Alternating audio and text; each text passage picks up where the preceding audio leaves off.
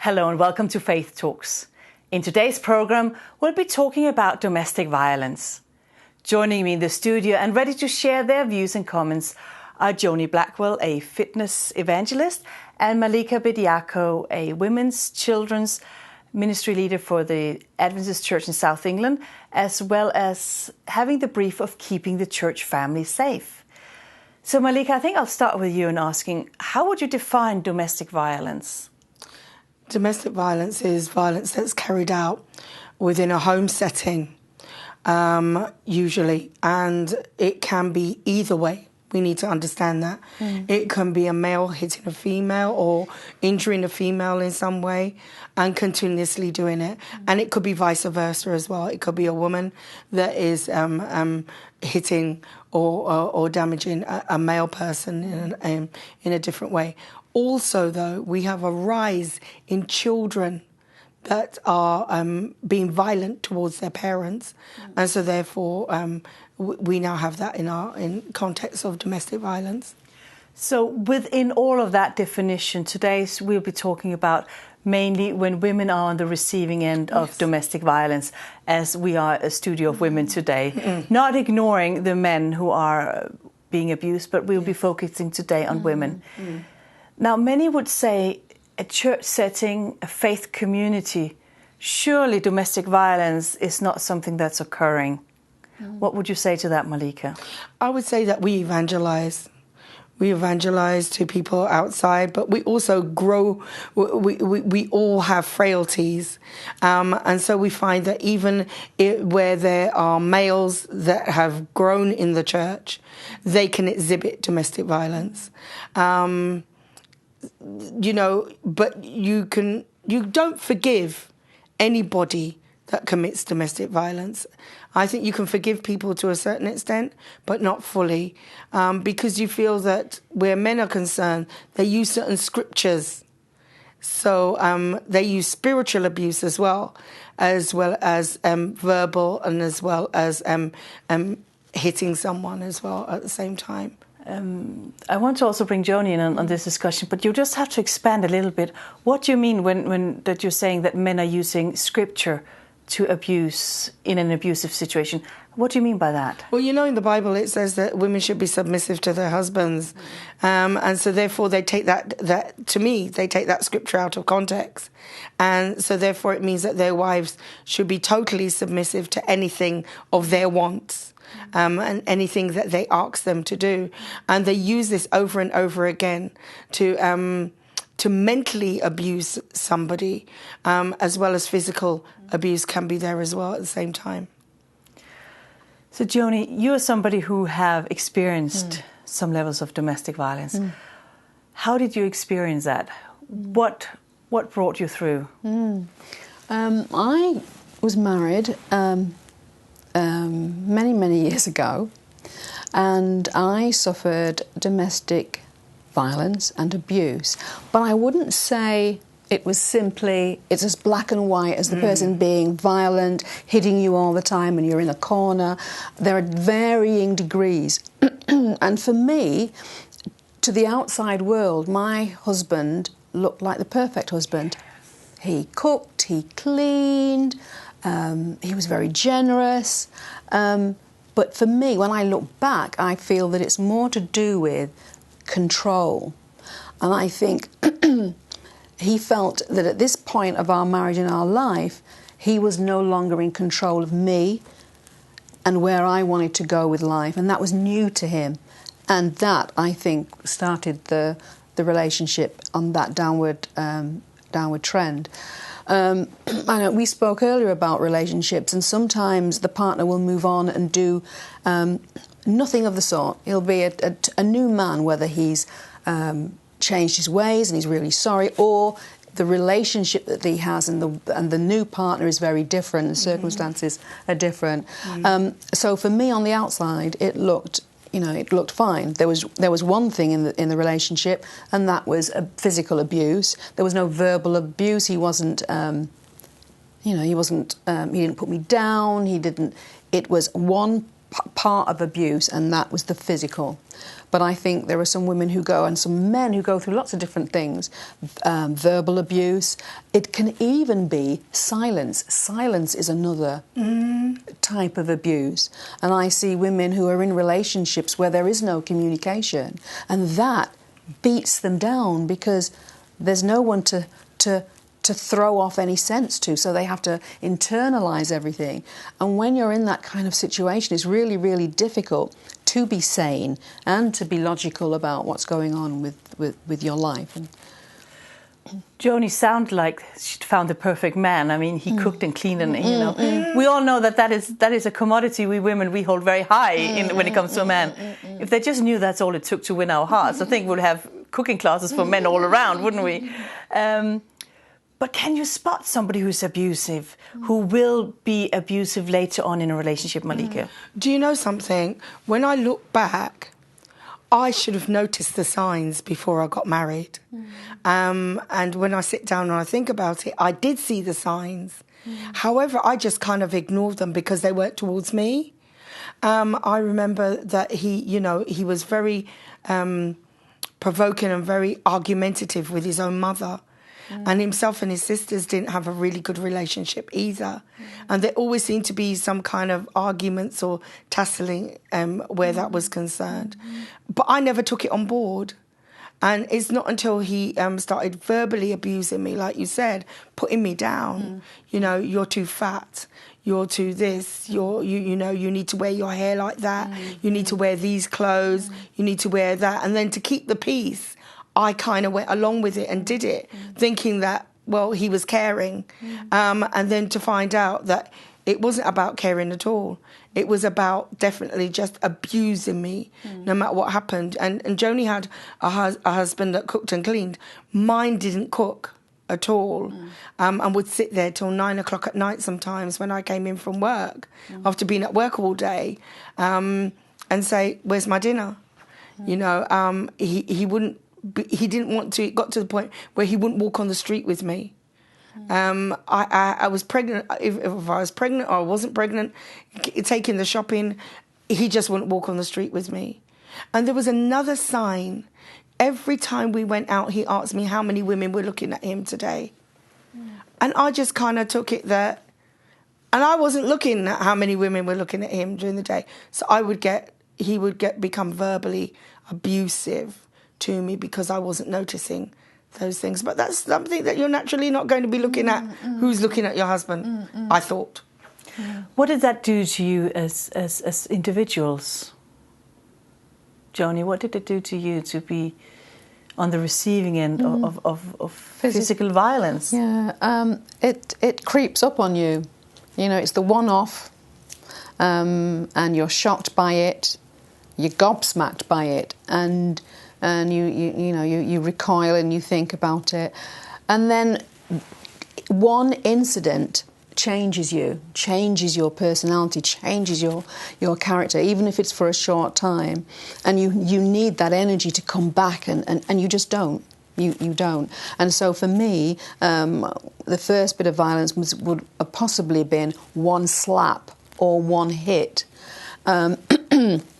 And then that progressed to punches. It progressed to picking a quick piece of something out of the kitchen. Then when that wasn't enough, we would go as far as being.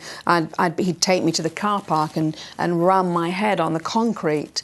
And so it's a slow thing. And people on the outside looking in, the ones that were privy to what was going on, they would have thought, get out of there, girl. Are you madly in love with this man?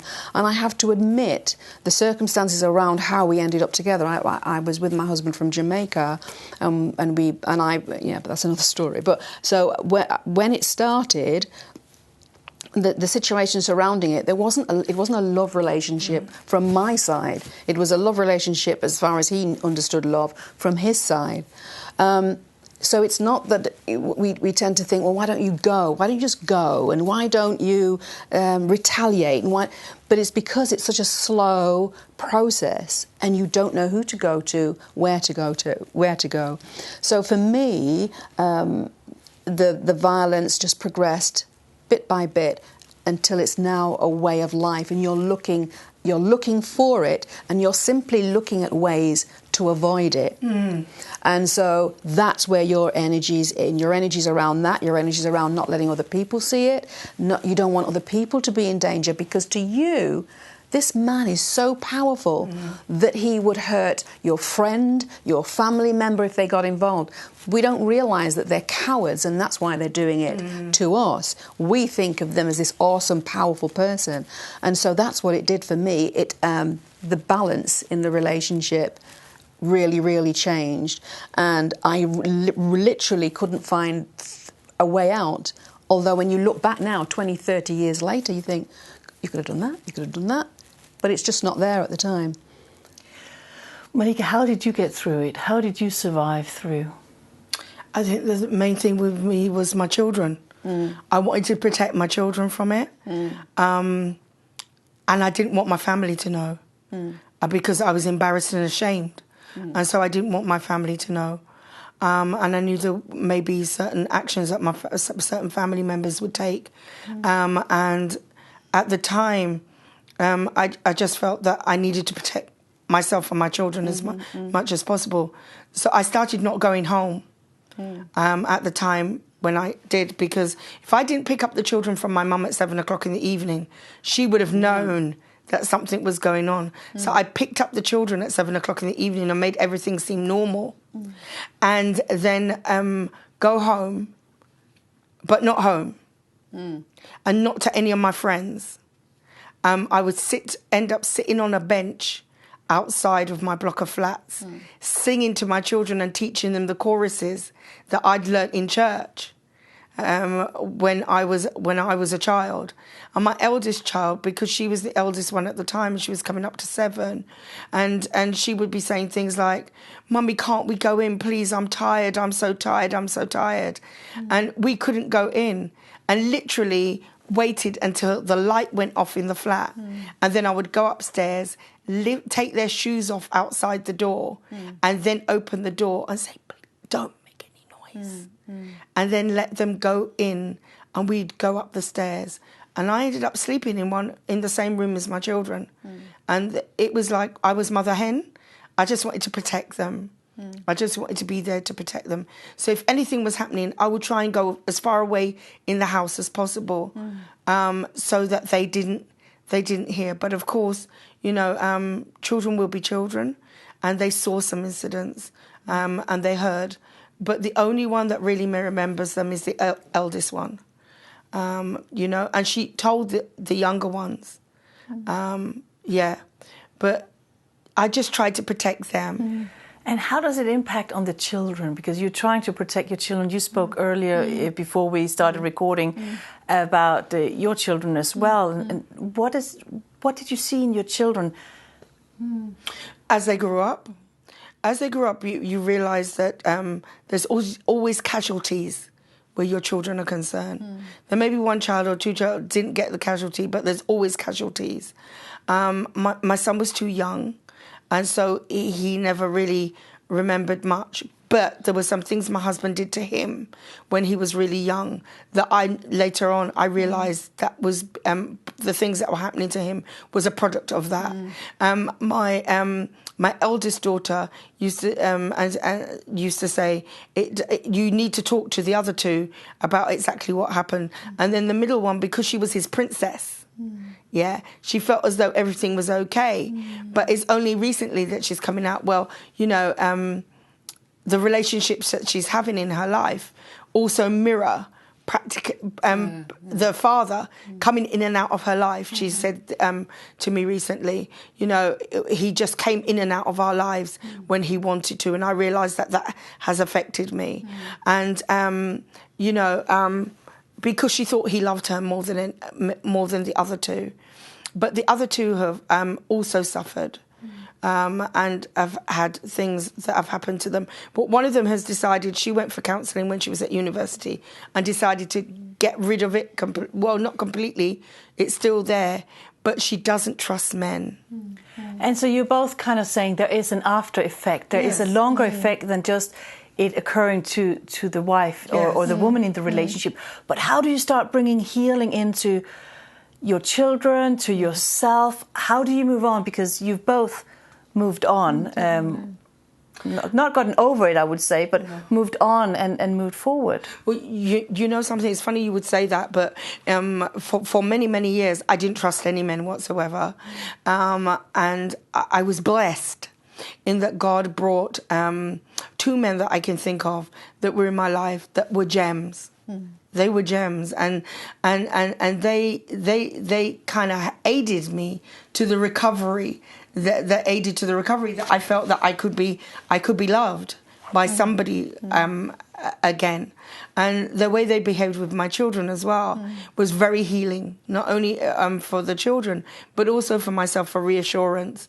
It makes you suspicious of any man that comes to you. Do they see that vulnerability that was there before? And do they think they can step in and come and do it? So the minute that anybody is too forceful, I get my guard up because I need to protect myself from that. But can I just say, I think you're right, it's a process, and the man has, or the perpetrator has certain behaviours. Yeah. But I do think that sometimes it's not as intentional as we think. The ramifications are just as bad. But I just want to share my husband. We were in Jamaica and we were married. And when I found out about my husband, my ex-husband's childhood, his father was only 12 years old. His father was 12, his mother was 12, and they were playing hide and seek under a and they had an intimate relationship, and my husband is the product of 2 children, 12 years old. Now, I'm a product of the 50s. I was born in the 50s, and my ex-husband as well. So, there was a stigma in the 60s and 70s with with unmarried children, unmarried parents, but a 12 and a 13-year-old or a 12-year-old. And so the child, when she was so small that when he was born, he was breech, and under the circumstances in Jamaica, unfortunately, she had a hysterectomy there and then when he was born, and so he was taken by the grandmother, the paternal grandmother, and so his understanding and respect and appreciation of women was that. And I'm not condoning anything, but I think, he didn't actually know that anything that he was doing was wrong. Right. He couldn't get it. And so I feel that that's important, that we look at our children and the way that we grow our children. Now, I had a different upbringing. I come from a very affluent family. However, when my father came to this country to study law, I was here with him. And there were some really terrible circumstances around that. And then I was taken into care for a while. And that was very difficult for him and very difficult for me, because when we went back to Jamaica, I've had a life here that I can't share with our family. But when I look at my kids now, when they saw what was happening... So let me just rewind one little bit. So I think because of my childhood and because of his, we didn't know what was right and what wasn't right. So I think there's something about that, and I think we as parents have to look at that, educating our children. And so my children saw what happened, but they both experienced it, remember it, and act it out differently. And as a result, during the violence, if they saw it, one child immediately fell asleep. Literally before the hand or the fist or whatever hit me, she was asleep. And the other child, 3 years different, would get up and argue with the dad. It's 5 and 6 years old, and say, I'm going to tell my teacher, I'm going to put it in the newspaper. They dealt with it completely differently, and I can see that now. The first child who acted in that way, she is very aggressive towards men, and she needs to control, and that's an insecurity. And she doesn't believe that there is anything such as either a permanent or a happy relationship. She doesn't understand it, and she can't compute it. My other daughter, who would just fall asleep, in her life now, she's quite a pleaser. She doesn't like confrontation of any kind, constructive or none. Hope she's not watching this. And so there is an impact on the way that children grow up, and then their lives and their children's lives. So it's something that's not just in the moment happening between two individuals. It has ramification that goes on in generations, and sometimes also generations prior to the incidents that we might be experiencing. Now, I would like to hear from you, where did faith come in to you? Was there a supportive faith community, perhaps not the church you're in now? Were you abandoned by the church communities? Or how did faith perhaps personally play a role? And what would you wish the faith community would have done? Faith didn't play a role when mine happened. I had left the church to marry who I married. But my mother gave me a family Adventist Bible when I was 21. And I found it on top of the wardrobe in a plastic bag.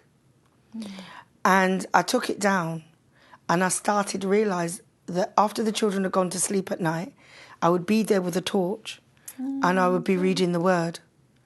And I was just eating the Word more than eating food, because that was my food.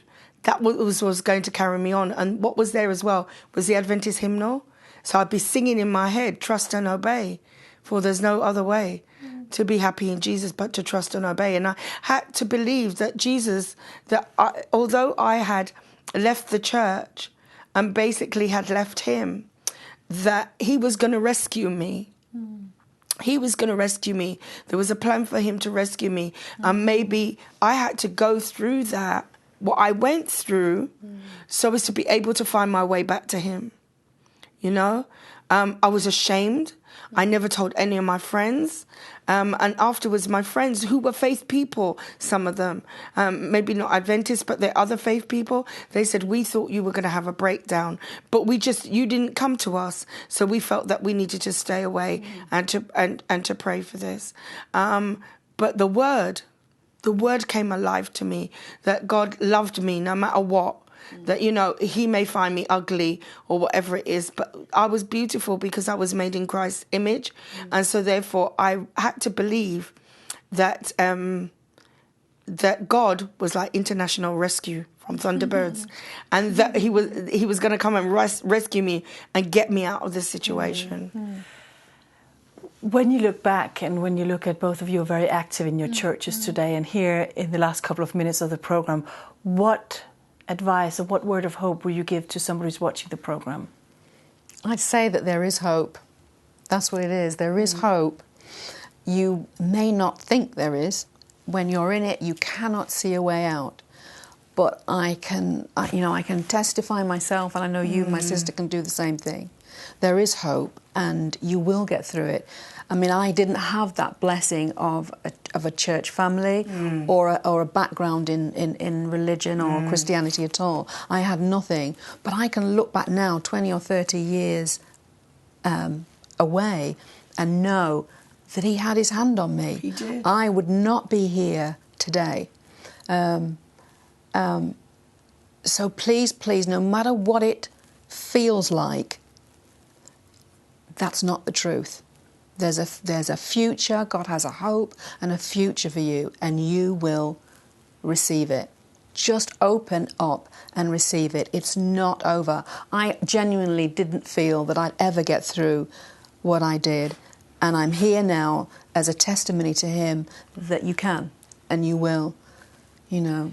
And what I'd like to say to women is this. Remember, you know, your children.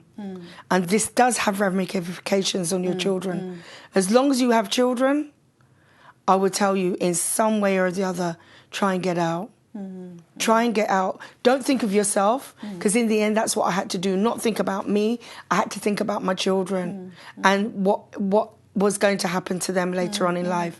And they've had to go through their dramas and their traumas and their trials and tribulations. And I wish that they didn't have to go through all of that. And I've asked them for forgiveness for putting them through that situation because I was weak or unable to be able to just let go and go when I needed to go. Find somebody. Find somebody. There must be somebody somewhere, if not in the church, outside of the church. Find somebody that you can confide in. But you can go through this knowing that God is going to help you. He is a rescuer, and He will rescue, and He will heal you. It's got to a point where, like, myself and Joni can smile, where before we probably couldn't even smile as hard as we're smiling now. But He will heal you. But it still takes time. It takes time to be healed. And I think, as we're coming into the closing here, what you're saying is so powerful. And I know both of you are very involved in helping other young women and older women as well, because it's not just a young woman thing either, but helping women taking steps in starting that healing process. And with the technology we have today, you can always Google. If you can't remember any websites, you can always Google, and there are help out there, for wherever you are living. And I think that's a difference today, that help is more easily found, perhaps.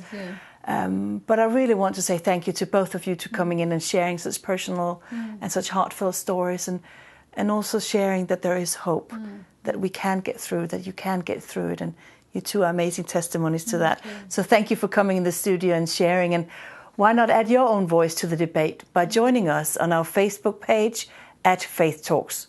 We'd love to hear from you. Thanks for watching, and we'll see you again next time.